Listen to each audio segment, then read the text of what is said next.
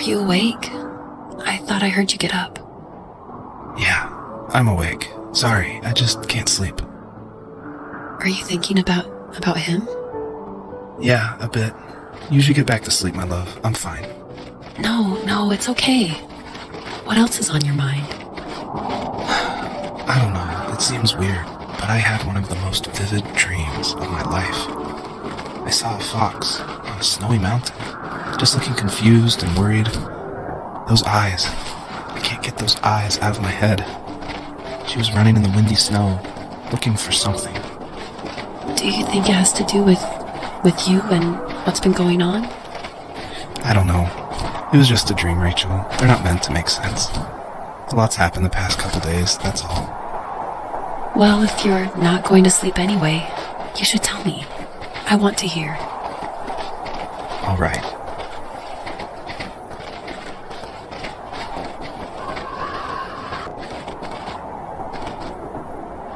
So, not far from her home, she followed that path to something unexpected.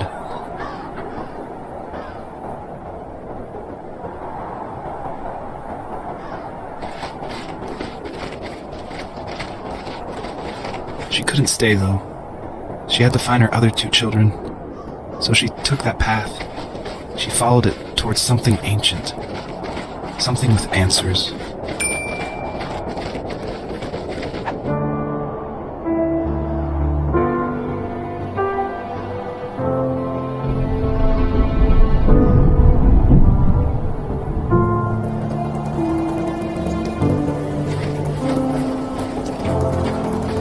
The fox looked high and low, searching for any sign of her cubs.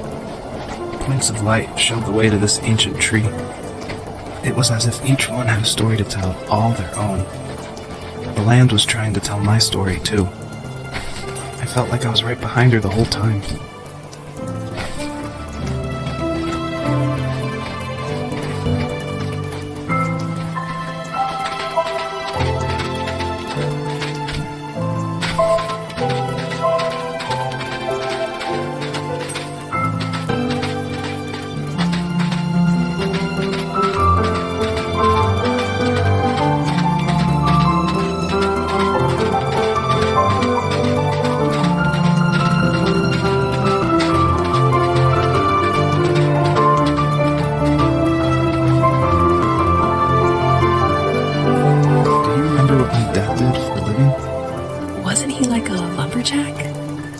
That's one way of putting it. If wood was a canvas, then a carving knife was his paintbrush. Even after working a 50-hour week, even after his hands were more splinters than skin, he would bring home the nicest piece of Alaskan weeping cedar and make me toys. That wooden train was the first toy I can remember, and I loved it. I just knew from a young age I was going to be a lumberjack, like my father.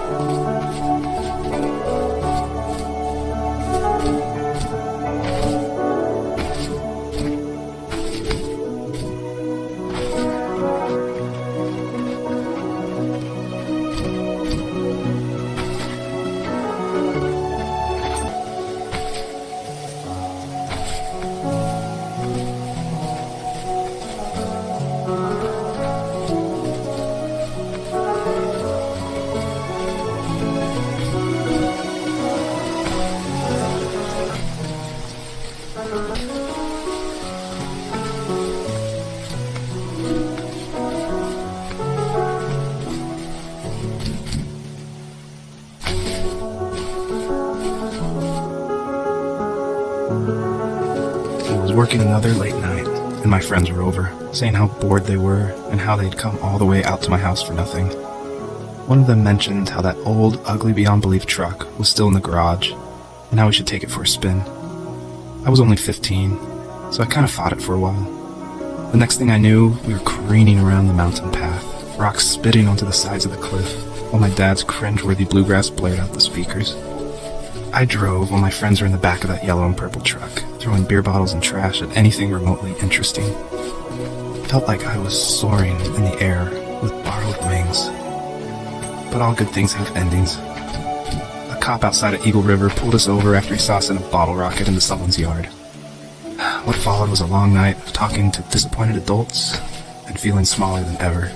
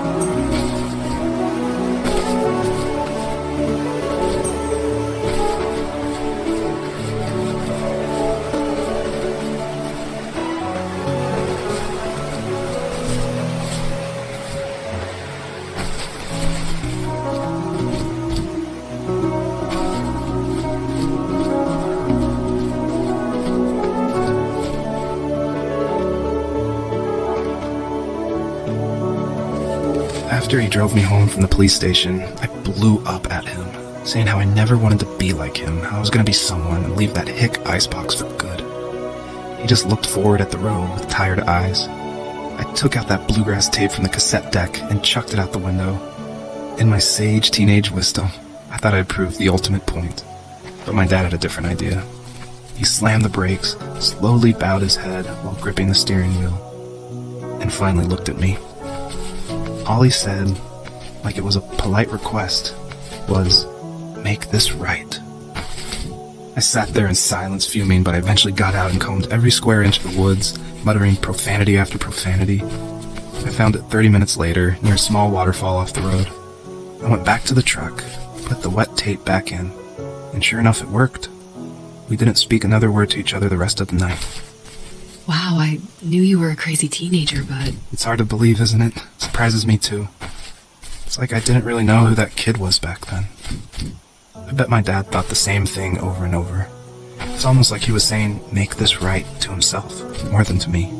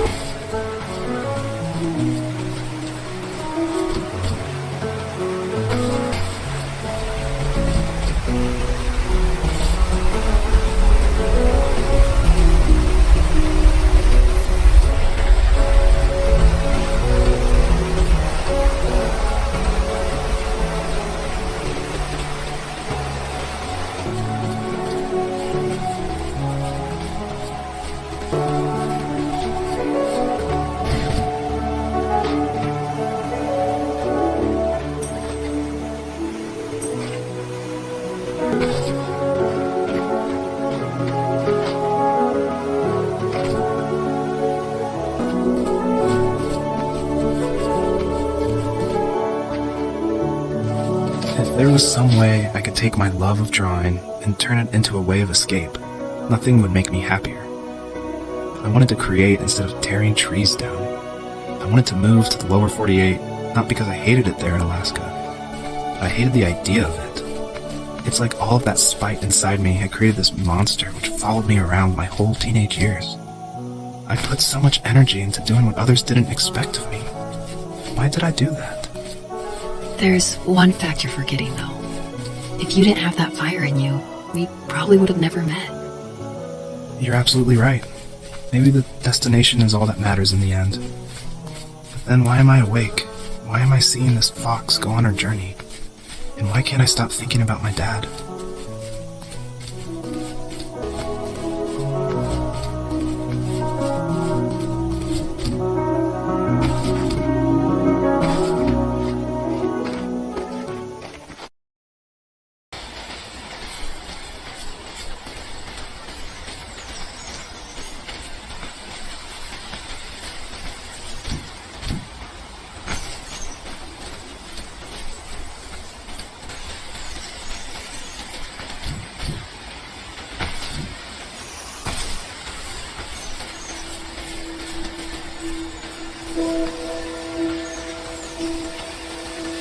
Even at my most distant, at the times when I detested him the most, he kept reaching out. For a year straight, he asked me every week when we were going camping. I thought he was just dense. Eventually, to shut him up, I agreed. We carried out the worn lawn chairs from the garage. and set up a cinder block campfire at the site we'd always used behind the house. We walked down the mountain path, talking in the warm sunshine we only got a couple months of the year. Those 3 obsidian rocks shimmered alongside the shore, almost like sparklers pressed against a dark window. I'll never forget that wet stone on my feet, or how those massive mountains looked even bigger in the lake's reflection. I felt small, but grateful. As the sun set, my dad found something I hadn't seen for a long time. The tree where I'd made my first carving when I was 6. I hadn't even carved it. My dad had helped me, but I still called it my tree. Something about seeing my name there made me open up, and we talked about everything that night in that old camouflage tent. I told him how much I loved sketching and design, and how it would be a dream to study architecture in Seattle. I told him how I didn't get along with my friends much anymore, but that I didn't mind being alone. He told me he was there for me, and he joked that if all he had to do was write my name on a tree to finally get me to talk, he would have left me carved logs with novels on them in front of my room every morning. I don't know why it took me that long to realize it, but it was then I knew how much he had sacrificed for me.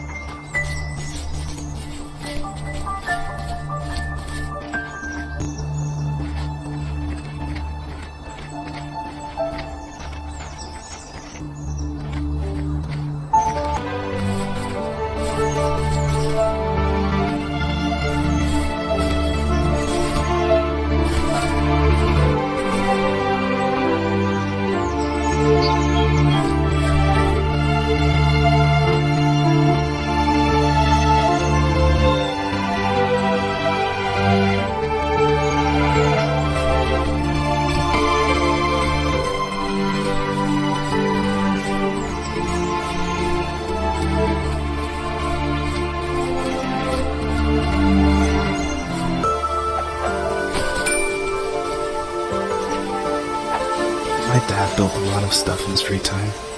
If he wasn't watching fly fishing or reading Tom Clancy novels, he was carving something. He made tons of birdhouses. Not that he was into bird watching, but I think he really missed working and adding on to the home. If he couldn't afford the time to build onto our own house, he would have to settle with watching birds move into their little homes. We kept an old mattress in the bed of that ugly yellow truck, so we would drive it deep into the woods and then watch the birds fly into their houses while the sun set. Usually it was accompanied by venison jerky or a cold Coke, but not a lot of talking, which is how we both liked it.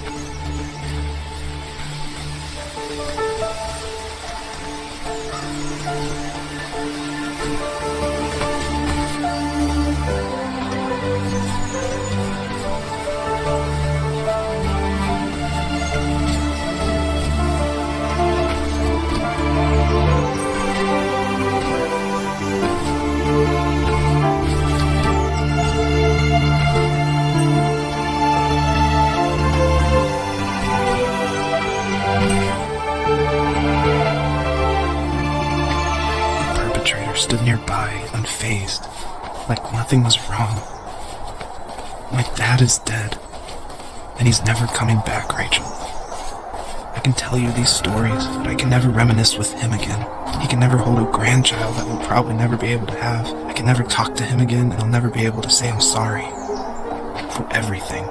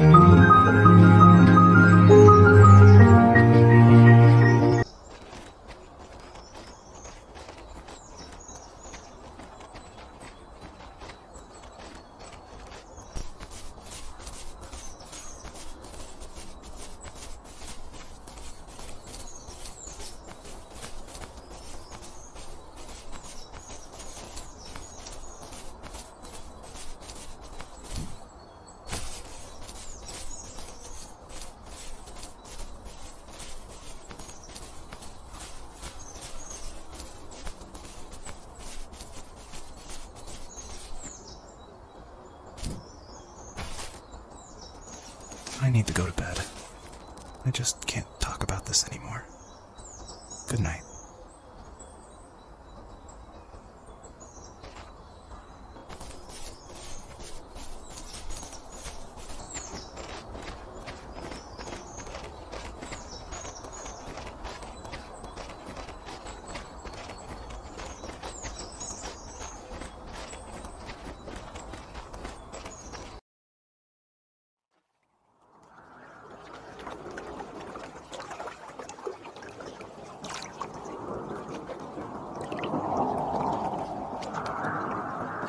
Joseph, you can't go to sleep feeling like this.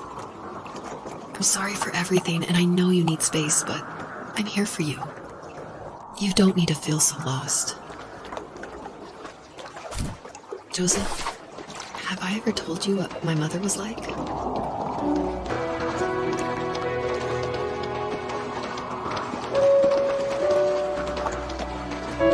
You know what it's like not to have a mom at home. And you know how hard that made my childhood. What helped me was watching the birds in the morning before the school bus came. I thought that my mother was one of those birds, and it made me want to be free like her. My mom taught me how to fold origami cranes while she was in the hospital.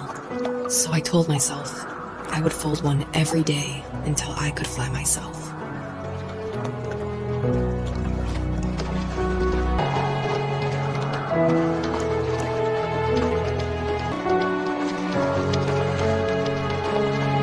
I think we both have always loved animals, and for me that love started with a dog. Sometimes this Rottweiler would come up to our property line and wait at the fence for me, but only once in a while.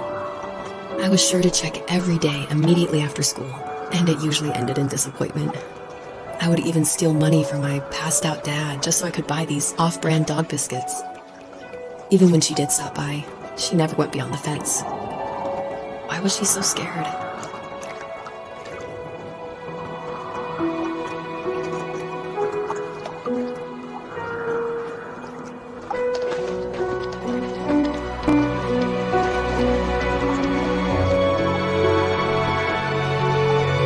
I think my dad was the opposite of your dad in almost every way, except he was in the military as well. He coped with alcohol of every kind. The trailer started falling apart, he got angry, and I withdrew. More and more I became the weird, quiet kid who made lots of origami birds and carried dog biscuits around. I think we were pretty similar when it came to being the weird kids. And that same sincerity in college was one of the reasons I was so drawn to you.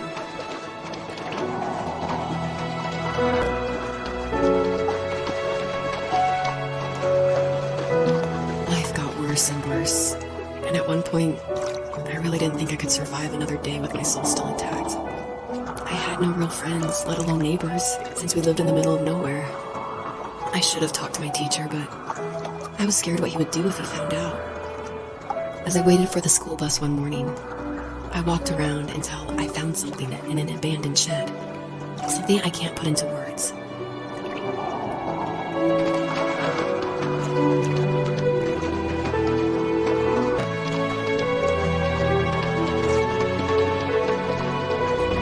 I summoned courage I didn't know I had, and I broke into my dad's room and found the key to the shed where he had locked my bike. I'll never forget that feeling, the wind rushing by my ears as the sun rose over fields of wheat. I was flying for the first time. I biked as far as my legs could take me until I found a house that felt friendly, and that felt like home. Those strangers helped me in so many ways, and if it wasn't for them, I wouldn't have found my foster family. And if it wasn't for my parents, I wouldn't have met you.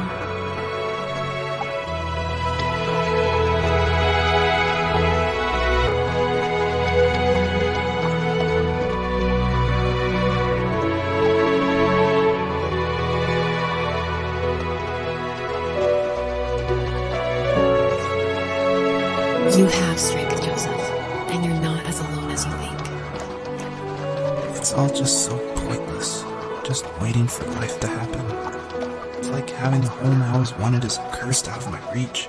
The thought of being a parent myself. How could I do that when I couldn't even be a good son? I'm sorry. I know what you're saying. I just don't know how things will work out. These quiet hours will turn into years. And we'll wonder which roads passed us by. Then we'll forge a new road together. Besides, I discovered for myself that one fateful morning where any hopeful road leads to. There may be thorns and mist, but it always leads to the same thing. And what's that? Family. I'm so glad that you're part of my family, Rachel. And I'm glad you're part of mine.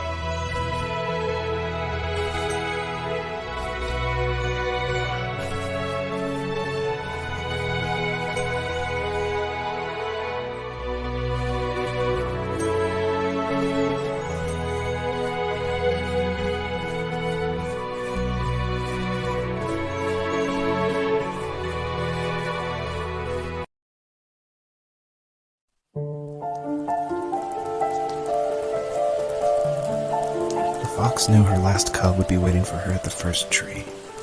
She was almost there. The rain cascaded onto the jade valley where the entrance to the tree was. Life was protected there, because that's where life began. It was now only a mother and a daughter left. Items from my life still dotted the ground as she moved closer to her destination and destiny.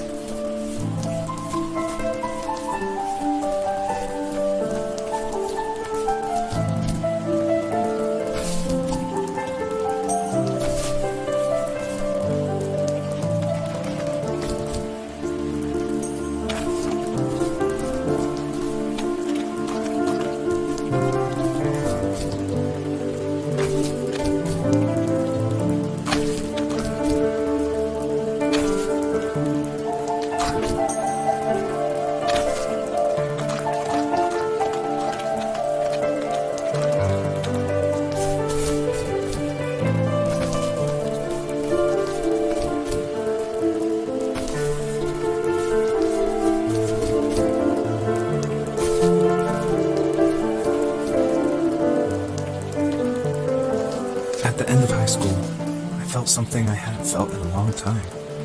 Drive.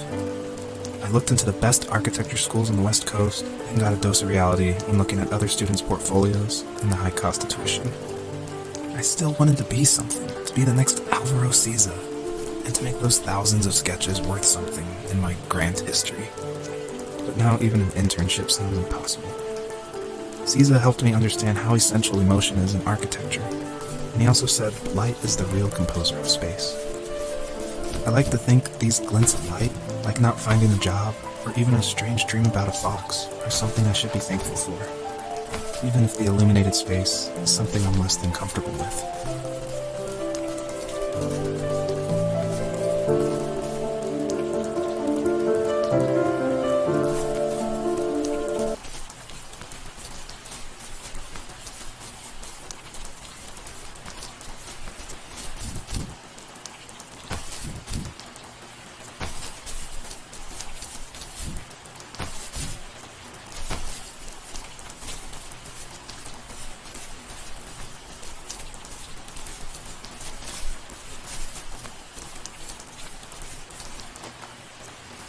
My dad was super supportive with my college plans, to a point. Things were okay until this terrible accident happened. I guess a forklift flipped over due to a bad axle, and it crushed one of the workers there. My dad didn't eat for days, even though he wasn't directly involved. It devastated him. Not only did it hurt the business, but it just freaked him out. He would talk in his sleep, muttering things about firing people and saying sorry. One fateful day he approached me, said that since my school search wasn't going well, I should finally be a man and take over the family business. He said one day he was going to die, and that all of his work, sacrifice, and even that man's life would be wasted in vain. I just lost it. Teenage me just exploded at the thought. I screwed up. I said things I shouldn't have. He was having a crisis, and I pretty much spit in his face.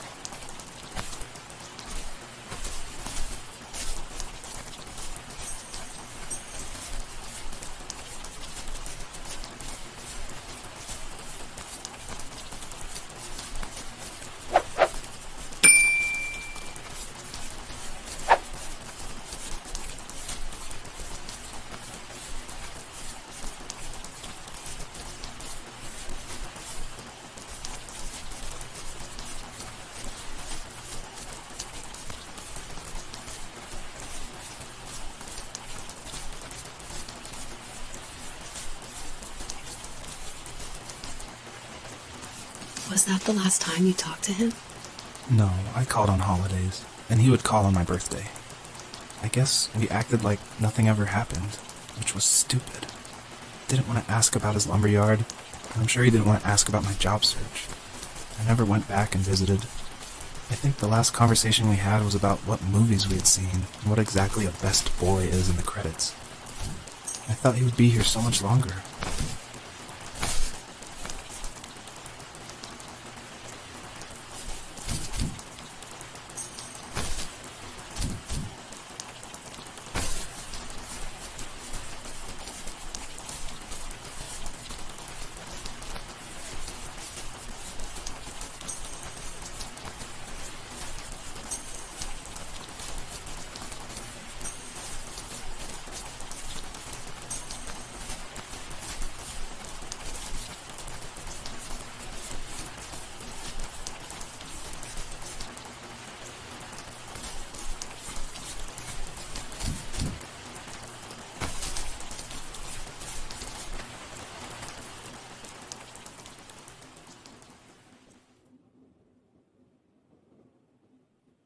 In the distance, the first tree illuminated the wasteland.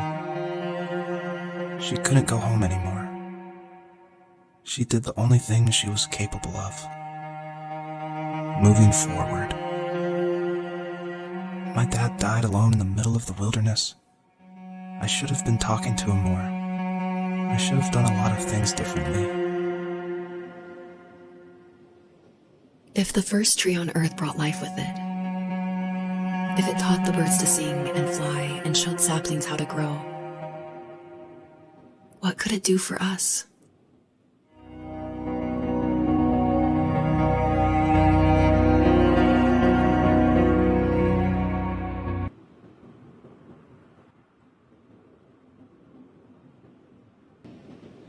There was a letter I received yesterday from a name I didn't recognize, with a quote I can't stop thinking about.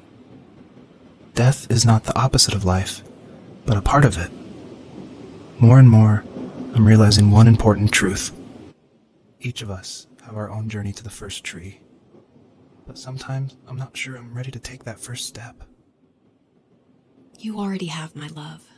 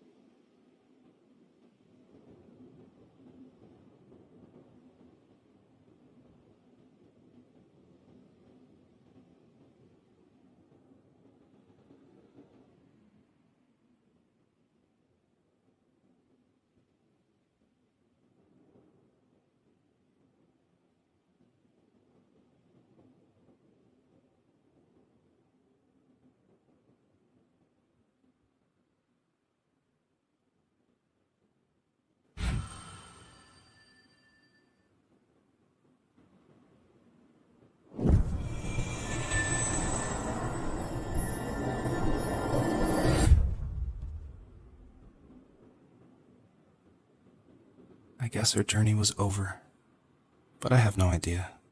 It was only a dream, a distraction from tomorrow. I don't think dreams normally bring back to memory so many important feelings. Maybe it was just a dream, but it was also a gift. Yeah, I suppose. But tomorrow we're getting on a plane to the last place on Earth I want to be. The only person that would have made the trip worth it is gone. You're going to see him and be with him one last time before you say goodbye. I have one last quote for you by Emerson, sealed in an imaginary letter from me to you. It is the secret of the world that all things subsist and do not die, but only retire a little from sight and afterward return again. Go to sleep, my love. We have a big day tomorrow, but I'll be there with you every step of the way. Thank you. Thanks for listening. Good night, Rachel.